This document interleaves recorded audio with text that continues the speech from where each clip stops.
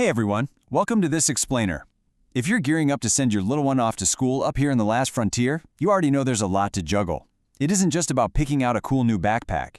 It's about navigating policies, understanding developmental milestones, and really making the best choice for your family. So today, we're going to cut right through the confusion and make perfect sense of Alaska's kindergarten guidelines. All right, let's just dive right in with the most common question parents ask straight out of the gate. When is a kid actually old enough for kindergarten in Alaska? Sounds like it should be a super simple answer, right? Just a date on a calendar. But as you're about to see, the answer has quite a few layers. Readiness is about far more than just a birth date. It impacts their social development, your family planning, and ultimately your child's entire success in the classroom. To figure that out, we're going to hit 4 quick points today. First, the local cutoff rule. Second, why readiness really matters. Third, a pre-enrollment checklist. And finally, exploring your early education options. Okay, let's start with Section 1, the local cutoff rule. Now, the absolute most important number you need to keep in your head right now is 53. Why 53? Because Alaska has exactly 53 distinct school districts. And for you, that means there are literally 53 different potential rulebooks for kindergarten enrollment. Rather than handing down one single giant mandate from the top, the state gives local districts the power to set their own specific policies. Yep, you heard that right. Alaska does not have a single statewide kindergarten birthday cutoff. The state's Department of Education handles the big picture stuff, early learning standards and entry assessments, but they actually leave the exact age cutoff completely up to local districts. So a kid who is perfectly eligible to start in one district might be told to wait a year in the district right next door. You really just can't assume one birthday rule applies everywhere. Moving right along to Section 2, why readiness really matters. This whole age cutoff thing is a huge deal because it determines if a child starts as the absolute youngest in their class or if they wait a whole year. And that timing has a massive impact on some crucial developmental areas. We're talking confidence, attention span, fine motor skills, and social adjustment. Kids in Alaska come into school with totally different backgrounds, right? Some went to preschool or Head Start, some were in home care, and some haven't had any formal early learning program at all. The cutoff date isn't just bureaucratic red tape. It actively shapes the environment your child is going to be thrown into. Because of this, parents often think about a practice called redshirting.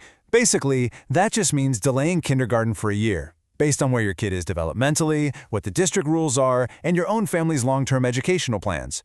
The state guidance makes it super clear that there is absolutely no one-size-fits-all answer here. Some kids seriously thrive with that extra year of growth, while others are totally ready to just jump right in. It's got to be tailored to your specific kid. Now, to actually gauge that readiness, the state relies on a specific tool called the Alaska Developmental Profile. This is the official kindergarten entry assessment. They administer it when kids first enter kindergarten, and interestingly enough, they even use it for first graders who might have skipped kindergarten altogether.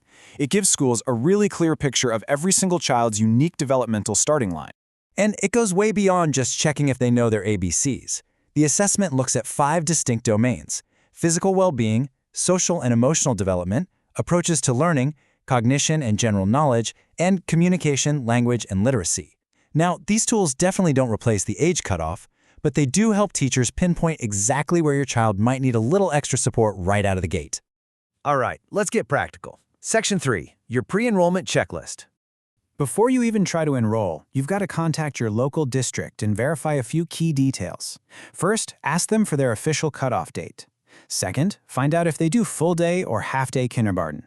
Third, get your paperwork together. You're going to need proof of age, residency, and immunization records, the whole shebang. You'll also want to see if the school recommends any developmental screenings before entry.